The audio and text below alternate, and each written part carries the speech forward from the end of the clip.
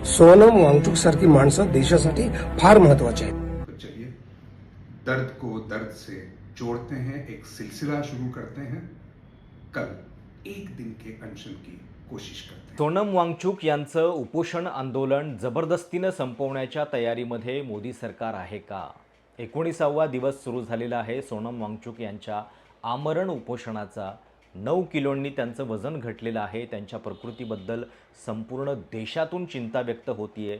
या संपूर्ण काळामध्ये एकही प्रतिनिधी मोदी सरकारनं चर्चेसाठी पाठवलेला नाहीये. पण या सगळ्या आरोपांमधून आणि जी नाराजी सरकारबद्दल व्यक्त होते त्याच्यातून सुटका काढण्यासाठी सरकारनं काय उपाय शोधून काढलाय बघा.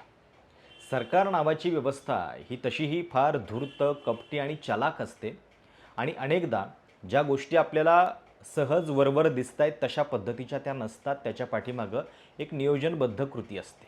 आणि आतासुद्धा या आंदोलनाचा काटा कोर्टाच्या माध्यमातून काढण्याची तयारी एक प्रकारे मोदी सरकारनं सुरू केल्याचं दिसतंय. आज दिल्ली हायकोर्टामध्ये सोनम वांगचुक यांच्याबद्दलची एक याचिका दाखल होते. याचिका दाखल करणारे व्यक्ती आणि कॉकरोच जनता पार्टी यांचा थेट संबंध सार्वजनिकदृष्ट्या नाही आहे. पण तरी देखील हे वकील राकेश कुमार सैनी नावाचे कोर्टात याचिका करतात. सोनम वांगचुक यांच्या तब्येतीबद्दल चिंता व्यक्त करतात आणि कोर्टसुद्धा म्हणतं की सोनम वांगचुक यांची प्रकृती ही देशासाठी फार महत्त्वाची आहे आणि सरकारनं त्याच्यासाठी योग्य ती पावलं उचलावीत. जर गरज पडली तर त्यांचं फोर्सफुल डिटेन्शन म्हणजे जबरदस्तीनं त्यांना हॉस्पिटलमध्ये नेण्याची सुद्धा व्यवस्था करावी असं कोर्ट सांगतंय. म्हणजे बघा, कोर्टाला अचानक सोनम वांगचुक यांच्या तब्येतीची काळजी वाटते आहे. या कोर्टाला जेव्हा बाकीच्या गोष्टी घडत होत्या, नीटबद्दल 20 विद्यार्थ्यांनी प्राण दिले, त्याच्यावरनं सरकारला काही सुनावंसं वाटलं नाही. पेपरफुटीच्या घटनांबद्दल कोर्ट मॉनिटरिंग सगळी प्रोसेस व्हावी अशा पद्धतीची मागणी जेव्हा सगळे लोक करत होते तेव्हा कोर्ट त्याच्यात पडत नाही. पण अशा गोष्टींमधून आंदोलनाच्या बद्दलची एक आपल्या हातातली चावी सरकार ठेवत असतं आणि तोच प्रकार इथं दिसतोय. आज आपण बघतोय गेल्या 24 तासामध्ये सोनम वांगचुक यांच्याबद्दल म्हणजे अगदी महाराष्ट्रातनं राज ठाकरे असतील, त्याच्यानंतर रोहित पवार आहेत, अजूनही काही देशपातळीवरचे नेते आहेत जे या आंदोलनाला पाठिंबा व्यक्त करतायत. राहुल गांधींनी पण पाठिंबा व्यक्त करावा याच्याबद्दलसुद्धा काही लोक बोलत आहेत. अर्थात विरोधी पक्षनेते म्हणून त्यांनाच आपण प्रश्न किती विचारणार याच्याबद्दलची एक पोस्ट काँग्रेसचे गुरदीप सिंग सप्पल यांनी केलेली आहे, ती पण मी तुम्हाला या व्हिडिओमध्ये सांगतो. पण त्याच्या आधी आज कोर्टामध्ये जे घडलेलं आहे ते नेमकं काय आहे आणि त्याची थोडीशी पार्श्वभूमी पण समजून घ्या की याच्या आधीसुद्धा अशाच पद्धतीच्या युक्त्या मोदी सरकार आंदोलनाच्या बाबतीत करत आलेलं आहे. 2014च्या आधीची अण्णांची आंदोलनं आठवून बघा. तेव्हा जर अशा पद्धतीनं कोर्टाच्या माध्यमातून अण्णांना उचलण्याचा कार्यक्रम काँग्रेसनं आखला असता तर पुढच्या सगळ्या गोष्टी काही घडल्याच नसत्या.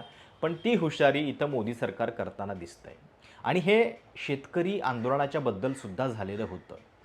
तेव्हा डायरेक्ट आपण माघार कशी घ्यायची तिथे आपल्याला थोडीशी लाज वाटते. तर कोर्टानं या सगळ्या संदर्भात समिती नेमलेली होती आणि कोर्ट या सगळ्याबद्दलचं निगोशिएशन करेल असं सांगितलं जात होतं. अर्थात शेतकरी त्याला बदले नाहीत. त्यांनी शेवटपर्यंत आपला निर्धार कायम ठेवला. कोर्ट याच्यामध्ये नको असं ते म्हणाले आणि मग शेवटी मोदी सरकारला हे कायदे मागे घेण्याची वेळ आली. शाहीनबागबद्दलसुद्धा हेच झालेलं होतं. शाहीनबागचं आंदोलन हे NRC कायद्याच्या विरोधातलं होतं.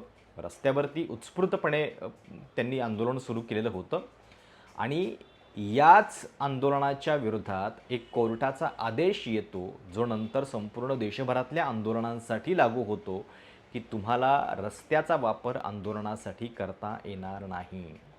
आता बघा, काही दिवसांपूर्वी तुम्ही एक क्लिप बघितली असेल ज्याच्यामध्ये मोर्चा चालू होता आणि एक महिला जी आपल्या मुलाला शाळेतनं घेण्यासाठी आलेली होती ती भडकते आणि गिरीश महाजनांना कशा पद्धतीनं सुनावते वगैरे वगैरे. त्यामुळं कोर्टाचे आदेश जरी असले की रस्त्यावरती आंदोलन करू नका तरी ते सोयीस्करपणे बाजूला सारले जातात. पण त्यावेळी शाहीनबागचं आंदोलन संपवायचं होतं म्हणून तो आदेश त्यावेळी कोर्टाच्या माध्यमातून काढला गेला होता. इथंसुद्धा तेच 20 विद्यार्थ्यांनी आत्महत्या केलेल्या आहेत. जेव्हा नीटची परीक्षा पुन्हा घ्यायचं जाहीर झालं त्या तणावामध्ये सोनम वांगचूक आंदोलन करतायत ते या सगळ्या 22 लाख विद्यार्थ्यांच्या भविष्यासाठी.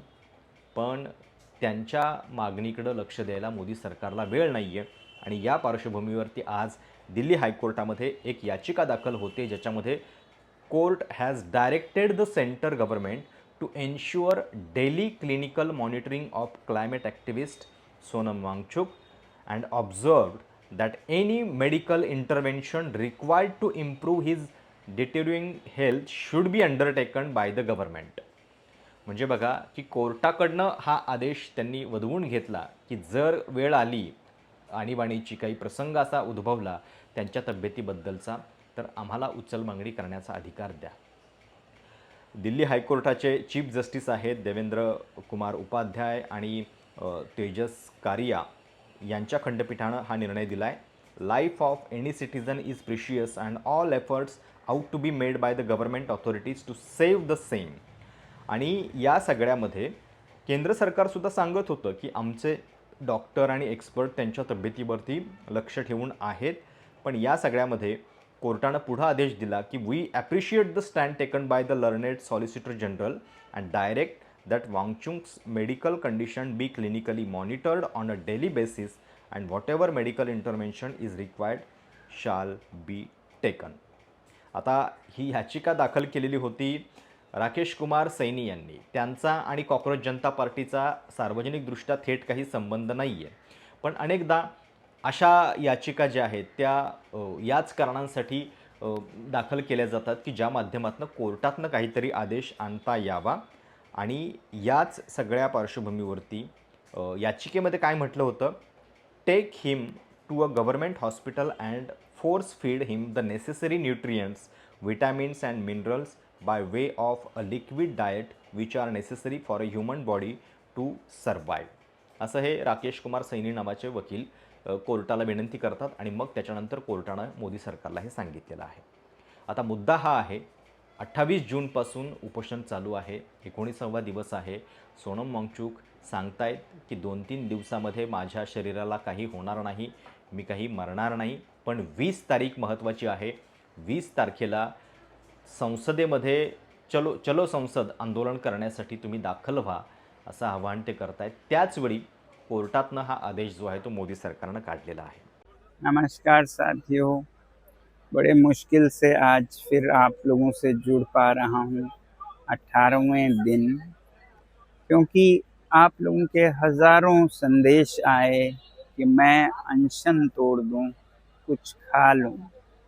बड़े बुज़ुर्ग नेतागण आकर मुझे कोई प्यार से कोई गुस्से में बोल रहे हैं, और कुछ ने तो अदालत से अपील की है कि सरकार मुझे ज़बरदस्ती खाना खिलवाएं. 2 बातें हैं. पहला तो अगर मैं खा भी लूँ तो उससे क्या बदलेगा और क्या संदेश जाएगा? सरकार को तो यही संदेश जाएगा कि जवाबदेही की ज़रूरत नहीं है, वो बैठ जाते हैं, वो चले जाते हैं. और दूसरी बात, मेरी हालत कुछ ऐसी भी नहीं है कि मैं 2-4 दिन में मर जाऊं. बहुत सारे मेडिकल टेस्ट होते रहे हैं, रिजल्ट्स काफ़ी नॉर्मल है 18 दिन के अनशन के लिए. आज ECG भी हुआ, बुरा नहीं है. तो इसलिए मैं अभी कई दिन चल सकता हूँ. हाँ, कमज़ोरी है, मेरे मसल्स ख़त्म हो रहे हैं, मगर मेरा दिल और कोर अभी भी ठीक चल रहा है. तो इसलिए सिर्फ अनशन तोड़ने को कहने के बजाय मैं आप लोगों से विनती करूंगा कि आप भी एक छोटा कदम उठाएं. 20 जुलाई को इतनी बड़ी संख्या में आएं कि एक संदेश सरकार को जाए. और मैं तो कहूँगा उस दिन सारे स्कूलों, कॉलेजों, विश्वविद्यालयों से कि वो उसे एक्सपीरियंशियल एजुकेशन का दिन मनाएं, NEP के अंतर्गत, न्यू पॉलिसी ऑन एजुकेशन के अंतर्गत, क्योंकि उस दिन बच्चे अभ्यास कर पाएंगे पॉलिटिकल साइंस का एक अनोखा लेसन, जो कि इतिहास का हिस्सा होगा, जिसमें वो खुद शिरकत हो पाएंगे और सीख पाएंगे कैसे लोकतंत्र चलता है जनता की ओर से भी। तो 20 जुलाई को बहुत से सांसदों के साथ आप सब आइए, हजारों की संख्या में हम सब मिलके इस मुद्दे को संसद के हवाले करेंगे, तो मुझे भी भरोसा होगा कि अब ये सही हाथों में गया है। उससे पहले भी आप कुछ कर सकते हैं, वो ये कि आप इस नंबर पर मिस कॉल देकर बता सकते हैं कि आप आ रहे हैं, और इस वेबसाइट पर भी अपना नाम रजिस्टर कर सकते हैं। इतना तो आप ज़रूर करेंगे, हमारी उम्मीद है। जय हिंद। आता आज राज ठाकरेंनी सुद्धा या संपूर्ण आंदोलनाला पाठिंबा दिलेला आहे। सोनम वांगचुक यांच्या उपोषण आंदोलनाकडं ते असं म्हणतायत, त्यांच्या तब्येतीच्या ज्या बातम्या ऐकू येत आहेत किंवा जी दृश्य खास करून सोशल मीडियावरती दिसत आहेत ती निश्चितच काळजीत टाकणारी आहेत। हे म्हणायला प्रचंड वाईट वाटतंय की सरकारनं सोनम वांगचुक यांचा आणि पर्यायानं या देशातील आंदोलनाची म्हणून एक जागा आहे तिचा बळीच घ्यायचा ठरवलेला आहे। हे सरकार जिथं श्रीरामाच्या तिजोरीला लुटलं जात असताना शांतपणे बघू शकतं, तिथं त्यांना नागरिकांच्या आंदोलनानं काय फरक पडणार। आणि पुढचा राज ठाकरेंचा सवाल हा मीडियावरती आहे। जी मेनस्ट्रीम मीडिया त्यांच्या बॉसेसनं जो आदेश दिलेला आहे या आंदोलनाकडं पूर्ण दुर्लक्ष करा, त्याच्यावरती आगपाखड राज ठाकरेंनी केली। ते असं म्हणतात, ज्या संस्थांनी निष्पक्ष वागायला हवं त्यांनाच ताब्यात घेतलं गेलेलं आहे। निवडणुका हव्या तशा मॅनेज केल्या जात आहेत, अतिप्रचंड पैसा खर्च होतोय, तो कुठून आला असा प्रश्न बहुसंख्य माध्यमं विचारत नाही आहेत। उलट हीच माध्यमं त्यांच्या अदृश्य बॉसच्या सांगण्यावरनं सत्ताधाऱ्यांच्या पक्षातील स्वकीयांची आणि विरोधकांना कसं बदनाम करता येईल याच्यामध्ये व्यस्त आहेत। आणि जी माध्यमं बोलतायत त्यांच्या मालकांच्या डोक्यावर एक टांगती तलवार जी आहे ती फिरताना दिसते। त्यांनी हे पण सांगितलं आहे, सोनम वांगचुक यांच्याबद्दल एकेकाळी भाजपला आस्था होती। अर्थात भारतीय जनता पक्षाचं एक बरं असतं की माणूस जोपर्यंत त्यांच्या सोयीचा असतो तोपर्यंत प्रिय। सोनम वांगचुक 2018 साली रिइन्व्हेंट कॉन्फरन्सला बोलावून त्यांच्याकडनं अपारंपरिक ऊर्जा इत्यादीबद्दल ऐकून घेऊन त्यांचं कौतुक पण भाजपवाल्यांनी केलं होतं। तेव्हा आपण अपारंपरिक ऊर्जेला किती महत्त्व देतोय हे त्यांना दाखवायचं होतं, म्हणून सोनम वांगचुक चालले। पण पुढे लडाख स्वतंत्र प्रदेश घोषित झाल्यावर वांगचुक यांना पण भाजपचं कौतुक वाटलं, पण नंतर वांगचुक यांना लक्षात आलं की भाजपचे हेतू स्वच्छ नाही आहेत। आज वांगचुक नीटमधल्या घोळाबद्दल जे प्रश्न विचारतायत त्याच्याबद्दल वावगं काहीच नाही। आणि या सगळ्यामध्ये पंतप्रधान मोदींनी लक्ष घालावं अशी विनंती राज ठाकरे करतायत। म्हणजे बघा की वेगवेगळ्या पक्षांचा पाठिंबा जो आहे तो या आंदोलनाला वाढत चाललेला आहे। जे सेलिब्रिटी एरवी सोनम वांगचुक यांच्या इमेजचा फायदा घेऊन बऱ्याच गोष्टी करत होते, KBCमध्ये अमिताभ बच्चन यांनी त्यांना बोलावलेलं होतं, आज ते त्याच्याबद्दल बोलत नाही आहेत।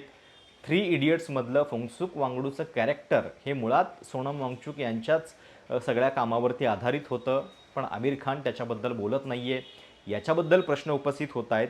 आणि या सगळ्यामध्ये चतुर रामलिंगम जे कॅरेक्टर ओमी वैद्य यानं निभावलेलं होतं त्यानं मात्र या सगळ्याबद्दल एक अपील केलेलं आहे। आता राहुल गांधी इथं का नाही आहेत याच्याबद्दल सुद्धा फार प्रश्न होत आहेत निर्माण। आणि याच्याबद्दल गुरदीप सिंग सप्पल यांनी एक सविस्तर पोस्ट लिहिलेली आहे आणि ही पोस्ट आवर्जून वाचण्यासारखी आहे। ज्यांना शक्य आहे त्यांनी ती त्यांच्या ट्विटर हँडलवरती जाऊन वाचा। पण या सगळ्यामध्ये त्यांचं म्हणणं हे आहे की मुळात हे जे गांधीवादी उपोषण आहे ते म्हणजे अनेकदा असं लोकांना वाटतं की ते सरकारच्या विरोधात असतं, व्यवस्थेच्या विरोधात असतं, असं नाही। अनेकदा उपोषण जे आहे ते आपल्याच लोकांना संदेश देण्यासाठी महात्मा गांधींनी केलेलं आहे। आणि म्हणून त्याचा एक पॅराग्राफ फक्त मी तुम्हाला थोडक्यात वाचून दाखवतो कारण तो मोठा आहे। गुरदीप सिंग सप्पल असं म्हणतायत, सोनम वांगचुक अनशन पर है, मोदी सरकार को कोई फ़र्क नहीं पड़ रहा है, उनके समर्थक अपील कर रहे हैं कि राहुल गांधी और अन्यों को उनके समर्थन में आना चाहिए। कई लोग सिर्फ इस बात से खुश है कि गांधीवादी तौर तरीकों की हार हो रही है। सबसे पहले तो ये जान लीजिए कि गांधी ने ब्रिटिश के खिलाफ कभी कोई अनशन किया ही नहीं था। वे इतने भोले नहीं थे या इस मुगालते में भी कभी नहीं थे कि वो अनशन करेंगे और ब्रिटिश झुक जाएंगे। तो फिर गांधी अनशन क्यों करते थे, इस बात पर बाद में आते हैं। पहले एक याद दिला दे कि 15 साल पहले इस देश के सामने गांधी के नाम पर एक फ्रॉड किया गया। गांधी टोपी पहनाकर अनशन पर बैठाकर अन्ना हजारे को जिंदा गांधी, नया गांधी बनाकर पेश किया गया था। अन्ना गांधी नहीं थे। अब पूरा देश जानता है सोनम वांगचुक अलग है। उनके संघर्षों, उनकी उपलब्धियों को नकारा नहीं जा सकता है, वगैरे वगैरे बाकी त्यांनी लिहिलं आहे त्याच्यामध्ये। आणि पुढं ते येतात, अब वापस गांधीवादी तरीकों पर आते हैं। समझते हैं कि गांधी ने करीब 17 बड़े अनशन किए, लेकिन इनमें एक भी ब्रिटिश के खिलाफ अनशन क्यों नहीं था। यह कोई संयोग नहीं था, यह गांधी की गहरी समझ थी, जिसे भूलना नहीं चाहिए। फार महत्त्वाचा मुद्दा आहे बघा। आणि बऱ्याचदा आपण नॉर्मलायझेशन करण्याच्या आपल्या सवयीमध्ये हे विसरून जातो। गांधी का अनशन अंदर की ओर इनवर्ड लुकिंग देखता था। वे अपने ही लोगों पर, अपनी ही अंतरात्मा पर, अपने ही समाज और साथियों पर टारगेट होता था। 1918 में अहमदाबाद में मिल मजदूरों की हड़ताल कमज़ोर पड़ने लगी तो गांधी अनशन पर बैठे, अंग्रेज़ों के खिलाफ नहीं बल्कि डगमगाते मजदूरों का हौसला बांधने के लिए। 1947 में कलकत्ता जल रहा था तो गांधी अनशन पर बैठे, किसी सरकार के खिलाफ नहीं बल्कि अपने ही दंगाई देशवासियों की आत्मा झकझोरने के लिए। और वो मशहूर आमरण अनशन 1932 का पूना पैक्ट, वो भी अंग्रेज़ों के खिलाफ नहीं था, अंबेडकर और सवर्ण हिंदुओं को अपनी बात मनवाने के लिए था, और दोनों ने फाइनली बात मानी भी थी। अंग्रेज तो किनारे खडे तमाशबीन थे। म्हणजे थोडक्यात अशा पद्धतीच्या उपोषण आंदोलनाचा वापर हा अनेकदा आपल्याच साथीदारांचा विवेक जागृत करण्यासाठी कसा झालेला आहे। आणि या सगळ्यामध्ये जे लोक राहुल गांधींना प्रश्न विचारत आहेत त्यांनासुद्धा प्रत्युत्तर त्यांनी या सगळ्यामध्ये दिलेलं आहे। पण या निमित्तानं पुढचे 3-4 दिवस जे आहेत ते फार महत्त्वाचे आहे हे आता लक्षात येतं आहे। कोर्टामधली ही हालचाल मोदी सरकारला पुढचं पाऊल टाकण्याची मुभा देणार का? कारण 20 जुलैला संसदेचं अधिवेशन सुरू होतं आहे आणि बरोबर त्याच्या आधी कोर्टामधनं अशा पद्धतीचे आदेश येऊ लागलेले आहेत। तुम्हाला या सगळ्याबद्दल नेमकं काय वाटतं? मोदी सरकार ज्या पद्धतीनं हे आंदोलन हाताळतं आहे, तुमची त्याच्यावरची प्रतिक्रिया काय आहे? कमेंट्समध्ये नक्की कळवा। चॅनल सबस्क्राईब करायला विसरू नका। धन्यवाद।